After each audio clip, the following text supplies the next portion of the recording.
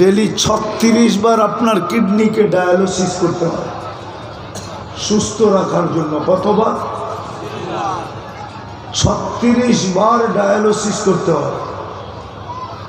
বিজ্ঞান তো একবার করতে পারে না, ডেলি একবার ডায়ালিসিস সম্ভব না।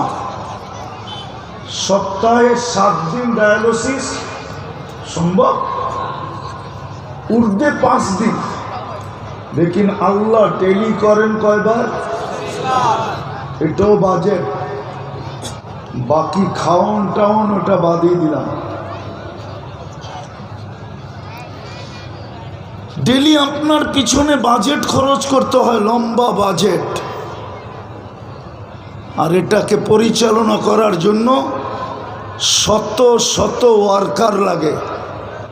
আপনি মনে করছেন শরীরটা এমনি চলে? খালি বিজ্ঞান বিজ্ঞান বিজ্ঞান নিয়ে আয়েন না বিজ্ঞানালাগুকে এই স্টেজে। ওদের সাথে টক শোতে ওই বন্ধ কামরায় বওয়ার চেয়ে স্টেজে নিয়ে আসেন। আমাকে বুঝায়া যাক যুক্তি দিয়া যে এই শরীরটা প্রযুক্তি দিয়া চলে কিভাবে, আমাকে বুঝাক। চ্যালেঞ্জ কোনো বিজ্ঞানসম্মত বিজ্ঞানালা আসুক এখানে স্টেজে, ও আমাকে বুঝায়া যাক প্রযুক্তি দিয়ে এই শরীরটা চলে কিভাবে। এটা প্রযুক্তি দিয়ে চলে না, এটাও প্রযুক্তি চলে। ওই প্রযুক্তিটার নাম হইল আল্লাহর কুদরত। আল্লাহর কুদরতি প্রযুক্তি দিয়ে চলে। হাজারো ফেরেশতা এটাকে চালায়, হাজারো ওয়ার্কার আছে, আপনি চোখে দেখেন না। যুবককে যে যৌবনের তরঙ্গের আল্লাহ চালাইতেছে, যুবক তো ভাবতেছে যৌবন দিয়ে চলতেছি। ও তো একদিনও ভাবে না যে এই যৌবনটা আমাকে দিল কে। যৌবনটা এরকম 24 ঘন্টা তরঙ্গ মারে কি করে? বর্ষাকাল আসলে না আটলান্টিক বা বঙ্গোপসাগরের তরঙ্গ উঁচা উঁচা দেখা যায়। শীতকালে তো তরঙ্গ দেখা যায় না। শীতকালে তো বঙ্গোপসাগরও শান্ত থাকে, ঠিক না? কিন্তু যুবক 24 ঘন্টা তরঙ্গের ভিতরে থাকে কি করে? ও কি কোনোদিন ভাবছে যে আমাকে তরঙ্গের ভিতরে রাখে কে? আমার শরীরে ঢেউ মারতে থাকে কি করে? ও তো একদিনও ভাবে না। হাজারো ফেরেশতা এটাকে পরিচালনা করতেছে, দুই একজন না। নাইলে যুক্তি দেই আপনাকে, যুক্তি। একই নালী দিয়া 3টা জিনিস যায়, একই শ্বাসনালী দিয়া, একই নালী দিয়া খাদ্য যায়, পানি যায়, শ্বাস যায়। ডিভাইডেড করে কে? আল্লাহ করে। সত্য এটাই, কুদরতি ফেরেশতা দিয়া ডিভাইডেড করান। বিজ্ঞানের কাছে জবাব নাই। বিজ্ঞান বলে হার্ট চলে বাল্ব দিয়া। আমি যদি জিজ্ঞাসা করি বাল্ব চলে কি দিয়া, জিজ্ঞাসা করি না, জিজ্ঞাসা করা শেষ আমার। আমি WHO-কেও জিজ্ঞাসা করে দেখছি, বিশ্ব স্বাস্থ্য সংস্থাকেও জিজ্ঞাসা করে দেখছি। কারণ ওর অফিসটা বেশি দূরে তো না, আমেরিকাতে। আমেরিকাও বেশি দূরে না, ওয়াশিংটনে ডিসিতে, ওরও জিজ্ঞেস করে দেখছি। ও বলছে নো অ্যান্সার, এটার জবাব আমাদের কাছে নাই। তো বলছি আমার কাছে আছে। আলা ইন্না কলবি ইবনে আদম মালাইকাতুম মুওয়াক্কালা। হাড়ের উপরে একজন ফেরেশতা বসা আছে। অ্যানালগের যুগে, ডিজিটাল যুগের পোলাপান তো, ওরা তো অ্যানালগ দেখে নাই। আগে কাঠবডি ছিল, কাঠবডি। সন্ধ্যা হইলে এই রোডও বাস বন্ধ হয়ে যেত, ঠিক না? অন্য কারণে বন্ধ হইতো, অন্য কারণে, ওটা এখন বলা যাবে না। সন্ধ্যা হইলে এই কালিয়াকুরের মৌচাকেও বাস বন্ধ হয়ে যেত। ওই যুগে ডিজিটাল হরেন ছিল না, অ্যানালগ হরেন ছিল। চাপ দিলে প প শব্দ হইতো, চাপ দিলে ফেরেশতা হাড়ের উপরে চাপ দেয়, রক্ত বাহির হয়ে যায়, আবার ছাইরা দেয় তো রক্ত ভিতরে চলে আসে। সত্য এটাই, হাজারো জিনিস এটাকে পরিচালনা করে। বিদায় চলেন গুছাইয়ে, কথাকে গুছায়া নিয়ে আসি, চলে যেতে হবে কিন্তু। বিদায় পুরস্কার নিয়ে উঠলে লাভ হবে, আর না হইলে বড় পস্তাইতে হবে। এই মজলিসটাই কালকে সামনে আইনা দেওয়া হবে যে ওইখানে তো ঘোষণা ছিল ইরজিউ মাগফুরান লাক, যাও গুনাহ মাফ, বুদ্দিলা সাইয়্যাতিকুম হাসানাত। গুনার জায়গা যেটা খালি হলো ওটা নেক করা ব্যতীত নেকি দ্বারা আমরা ভরা দিলাম। ফেরেশতা জিজ্ঞেস করবে অমুক তো ওয়াজ শুনতে আসে নাই, যাইতে ছিল দাঁড়ায় গেছে, এর ব্যাপারে সিদ্ধান্ত কি? উপর থেকে ঘোষণা হবে হুম জালিসুন লা ইয়াশকা জুলাসাউহুম। এই মজমা এরকম মজমা, যেই সংযুক্ত হবে, যেই পা রাখবে, যেই দাঁড়াবে, তাকে পর্যন্ত আমরা পুরস্কারের থেকে বঞ্চিত করব না না না না। কিন্তু আফসোস তো এইখানে, ওয়াজ তো ওয়াজ হয় না, শুধু হট্টগোল আর না হইলে মেলা। ওয়াজ তো ওয়াজের মতো হওয়া দরকার ছিল, পরিবেশটা তো নিঝুম হওয়ার দরকার ছিল, যে 2 লাখ হইলেও মানুষ বলতে পারবে না যে এখানে 2 জন আছে কিনা। পরিবেশ তো নিঝুম হয় না কোনোটাই, হয়তো হট্টগোল, না হয় মেলা, আর না হয় একটু পর পর চিৎকার। কিন্তু হুকুম তো ছিল ফাস্তামিউ ওয়া আনসিতু। এই জন্যই আজকে আমাদের দুরবস্থা। আমি তো বলি মুসলমান তো মানবে না, 60 দেশ প্রধানরা মানবে না।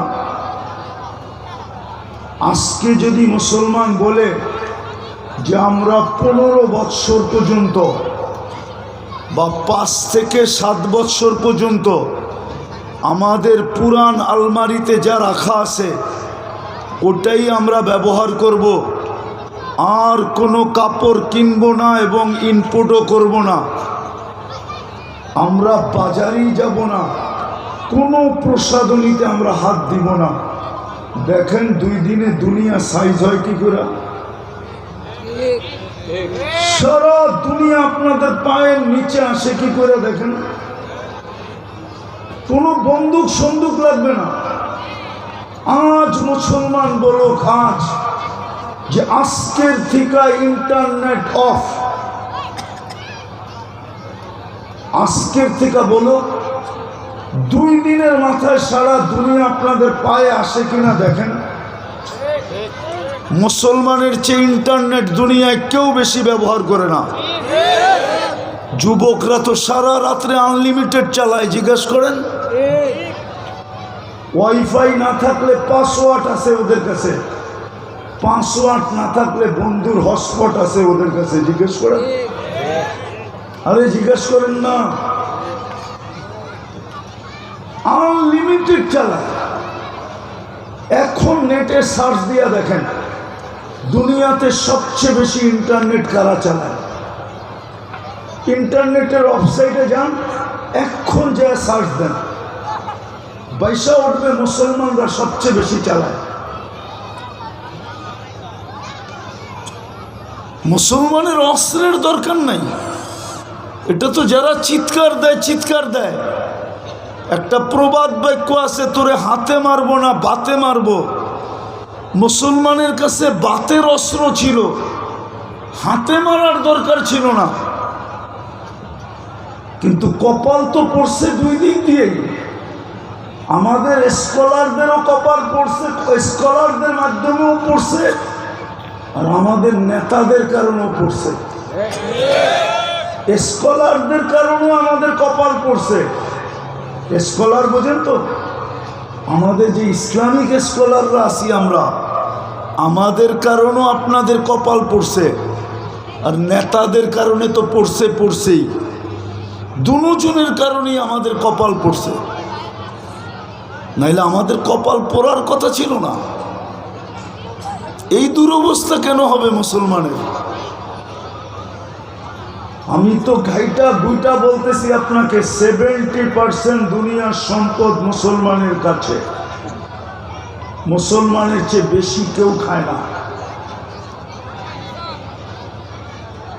যেই সমাজে স্বামীর বিল স্ত্রী দেয় না, স্ত্রীর বিল স্বামী দেয় না, ওই সমাজ বেশি খাবে তো খাবে কোত্থেকে? বলেন আমাকে। হ্যাঁ, কেউ বলুক এখানে যে Europe, America, Australia, Canada, England, Japan, কেউ বলুক যে স্বামীর বিল স্ত্রী দেয়। এখানে কি একজনও প্রবাসী নাই? বা স্ত্রীর বিল স্বামী দেয়? আমি তো আমার জীবনের কাহিনী বহুতবার শুনাইলাম। জাপানে আমি প্রথম গেছি 2005-এ, তারপরেও গেছি। তো 2005-এ যখন আমি সকালবেলা একটা ফ্যাক্টরিতে গেছি, লেদার ফ্যাক্টরি, বিশাল ফ্যাক্টরি, নিচে উপরে ওয়ার্কাররা থাকে বাংলাদেশিরা, প্রায় 150-200 হবে। আমার প্রোগ্রাম ছিল ফজরের পরে, তাবলিগি প্রোগ্রাম। তো আমি যখন উপরে উঠছি তো আমাকে জিজ্ঞাসা করতেছিল, হুজুর নিচে কাউকে দেখা আসছেন? আমি বললাম দেখা তো আসছি, একজন ওয়াশ করতেছে, ওয়াটার গান দিয়ে ওয়াশ করতেছে। ওয়াটার গান পাওয়া যায়, যেরকম গান বুঝেন তো, বন্দুক, রাইফেল, এরকম ওয়াটার গান পাওয়া যায়। এটা দিয়ে পরিষ্কার করলে খুব তাড়াতাড়ি হয় এবং ভালো পরিষ্কার হয়, কেননা চামড়ার ফ্যাক্টরি। আমি বললাম একজনকে তো দেখে আসলাম ওয়াটার গান দিয়ে পরিষ্কার করে, তো ওনাকে চিনেন? আমি বললাম আমি তো আসলাম এই মাত্র, চিনব কি করে? জাপানে যদিও আমি অনেক 15-20 দিন, 1 মাস হয়ে গেছে আসছি, কিন্তু তোমাদের ফ্যাক্টরিতে তো ঢুকলাম আজকে, কোত্থেকে চিনব? তো সবটি হাসতেছে আর বলতেছে, হুজুর এটা আমাদের ফ্যাক্টরির মালিকের বউ। তা আমি বললাম মালিকের বউ মানি? লানতর জিন্দিগির উপরে। এই কনকনে শীত, এই সময় তো সবচেয়ে সুখ হইল দুইজনে ল্যাপ নিয়ে ঘুমায় থাকা। মানে হুজুররা বোঝে না। এই সময় সবচেয়ে মজা কি মনে হয় বোঝেন না? দুইজনে ল্যাপ নিয়ে, কি সত্য তো? ও করতেছে ওয়াশ, বসে হুজুর ও চাকরি করে। আমি কি কেন? বসে ও যে জুয়া খেলবে পয়সা পাবে কোথায়? ও যে হোটেলে খাবে পয়সা পাবে কোথায়? ও যে বাড়তি এনজয় করবে ওই পয়সাকে দিবে। এই জন্য ও অন্য জায়গায় চাকরি ব্যতীত স্বামীর এখানেই চাকরি করতেছে। ওর বেতনটা আমাদের তুলনায় একটু বেশি, এতটুকুই পার্থক্য। ও আমাদের এখানের কর্মচারী।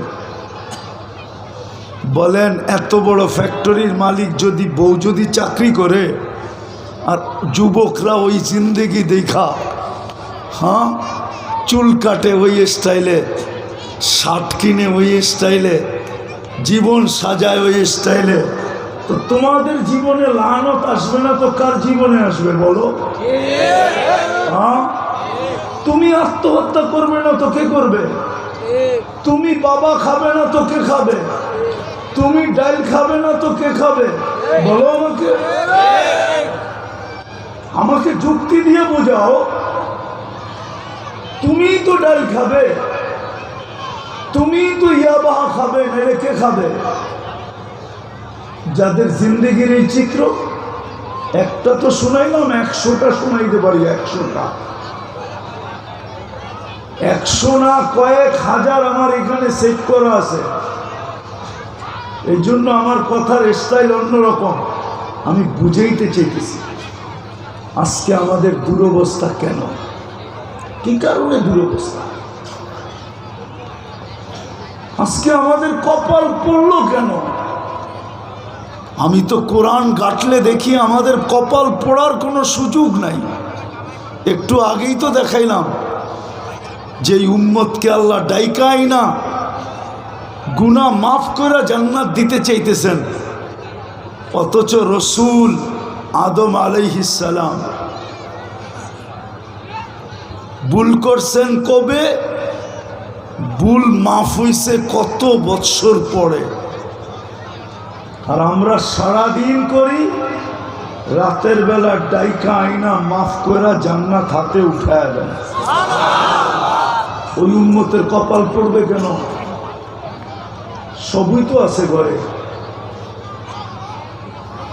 কিন্তু সুখ নাই কেন? সবই তো আছে আমাদের ঘরে, কি না আছে? বললাম না একটু আগে যে প্রসাদনী ঢুকতে ঢুকতে ঢুকতে ঢুকতে ঢুকতে এখন মালিকেরই শোয়ার জায়গা নেই। শোয়ে তো পাও বেকা কইরা, লম্বাও করতে পারে না। লম্বা করলেই হয়তো ওয়ার্ডরোবে লাগে, নাইলে আলমারিতে লাগে, নাইলে ড্রেসিং টেবিলে লাগে, নাইলে দেওয়ালে যায় লাগে। পাওয়ার সোজা করার সুযোগ হয় না। তারপরও তো সুখ নাই। কারণ কি? কারণ একটাই বেড়ে দোস্ত, আজকে আল্লাহকে মানা ছেড়া দিছে, আর কিচ্ছু না। একটাই কারণ আমাদের, আল্লাহকে মানা ছেড়া দিছি। আল্লাহকে মানা, যেই জাতির আল্লাহকে মানার কথা ছিল ওই জাতি আজকে আল্লাহকে মানা ছেড়া দিছে। সর্বক্ষেত্রের কথা তো বাদেই দিলাম, আমি শেষ জায়গায় চলে আসছি। বিলকুল সর্বক্ষেত্র তো বাদই দিলাম। একটা ক্ষেত্রে যদি 100 ভাগ মাইনা দেখাইতো তাইলেও তো মনটাকে বুঝাইতে পারতাম। শুধু একটা ক্ষেত্রে সব বাদ দিয়ে দিলাম। একটা ক্ষেত্রে যদি এই যা মুসলমান উম্মতে মুহাম্মদী আল্লাহকে মাইনা দেখাইতো, একটা ক্ষেত্রে, শুধু যদি নামাজের ক্ষেত্রে আল্লাহকে মাইনা দেখাইতো। বলবেন সবাই আসলে তো মসজিদে জায়গা হবে না, মসজিদে আসারও তো দরকার ছিল না। যে যেখানে ছিল ওইখানেই যদি দাঁড়ায় যেত, বাজারে ছিল যদি বাজারটাই ওই মুহূর্তে বাজারটাই দাঁড়ায় যেত, হাটে ছিল হাটেই দাঁড়ায় যেত, অফিসে ছিল অফিসেই দাঁড়ায় যেত, আদালতে ছিল আদালতেই দাঁড়ায় যেত, মেলে ছিল মেলেই দাঁড়ায় যেত, ফ্যাক্টরিতে ছিল ফ্যাক্টরিতেই দাঁড়ায় যেত। অর্থাৎ যে যেখানে ছিল, এমনকি রোডে ছিল তো রোডে দাঁড়ায় যেত। চলেন আমার সাথে ঘুরে নিয়ে আসি। যাবেন? যাবেন তো না? দুনিয়াতে একটা দেশ আছে চাঁদ, আবার আকাশের চাঁদ মনে করেন না। আফ্রিকার একটা দেশ আছে, আমার সাথে চলেন। আমি 6 বার গেছি ওই দেশে। নামাজের সময় হবে, আপনাকে আমি দেখাবো যে রাস্তায় গাড়িগুলা কিভাবে লাইন দিয়ে দাঁড়াইছে। প্রত্যেকটা গাড়ি জায়গাটা জায়গায় কিভাবে থেমে গেছে, আর ওই রাস্তায় মানুষ কিভাবে নামাজে দাঁড়াইছে। চলেন আমি দেখায় নিয়ে আসি আপনাদেরকে। গরিব ধনী না, রঙ নাই ঢং নাই, কালো মানুষগুলা, চেহারাও তেমন নাই। কালোর ভিতরে যদি গঠন থাকতো তাইলেও মনকে বুঝাইতাম, কোনো গঠনও নাই। যদি একটা ক্ষেত্রে মুসলমান আল্লাহকে মানত, সব বাদ দিলাম, শুধু নামাজের ক্ষেত্রে আপনি বলবেন নামাজের ক্ষেত্রে এত জোর দেন কেন? আপনি দিব না তো দিব না কেন? রোজায় তো শুধু চাঁদ উঠায়া দেন, হজেও তো শুধু মাসটা আইনা দেন, ঠিক না? হ্যাঁ, সত্য তো? ভুল বলতেছি? হ্যাঁ, জাকাতে তো শুধু মালের অধিকারী বানায়া দেন, কিন্তু নামাজের ক্ষেত্রে তো ডেলি 5 বার নিজে ডাকেন। 5 বার কি করেন? 5 বার নিজে না ডাকেন না? হ্যাঁ, কয়বার ডাকেন? ডেলি, মাসে 150 বার, বৎসরে 1800 বার। 90 বার তো আসে না নামাজ পড়ে। 90% মুসলমান নারী পুরুষ নামাজ পড়ে। একটা কথা মনে গাঁথেন, মুসলমান হওয়ার পরে আপনি বাড়ি সোনা দিয়া বানাইতে পারেন, আসবাবপত্র সোনারও বানাইতে পারেন, যতক্ষণ পর্যন্ত নিজেকে মুসলমান ভাববেন। হ্যাঁ, আপনি যদি বলেন আমি মুসলমান না, তাহলে আপনার সাথে কোনো সে নাই। তাইলে আমি বলতে পারি আপনি সুখ পাইতেও পারেন, কেননা আর দুনিয়া জান্নাতুল কাফের। আপনি কাফের, আপনার জন্য দুনিয়াটা জান্নাত স্বরূপ, তাইলে আমি মাইনা নিতে পারি। কিন্তু যদি আপনি নিজেকে মুসলমান ভাবেন, সোনা দিয়া বাড়ি বানাইলেও সুখ হবে না, সোনার আসবাবপত্র হইলেও সুখ হবে না। আপনার সুখ হবে একমাত্র আল্লাহকে মানার ভিতরে, রসুলকে মানার ভিতরে। বলবেন তারপর যদি আপনার ঘরের চুলাও মাসের পর মাস না জ্বলে, তাইলে সুখ আপনার বাড়ির থেকে যাবে না, সুখ আপনার বাড়িতেই থাকবে। ও কোনো অট্টালিকা দেখা ভেঙে যাবে না। প্রমাণ দিতেছি আমি, প্রমাণ হাদিস থেকে প্রমাণ দিতেছি। আপনি ডিসিশন নেবেন এটা সুখ না সুখ না। আমি আগে বলি, তারপরে আপনাদের সিদ্ধান্ত। 3 দিন চুলা জ্বলে নাই, ঘরে পানি ব্যতীত কিচ্ছু নাই, খেজুরের বিচিও নাই। সকালবেলা আলী বলতেছেন রাদিয়াল্লাহু তাআলা আনহু, ফাতেমা চললাম, দোয়া করো আজকে যেন কিছু জোটে। ওই দিনের কাহিনী শুনাইতেছি, যেই দিন হাসান হোসাইনকে আল্লাহর রসুল জিহ্বা চুষায়া খিদা নিবারণ করেছিলেন, ওই দিনের কাহিনী। তো সকাল গড়ায়া দুপুর, দুপুর গড়ায়া বিকাল,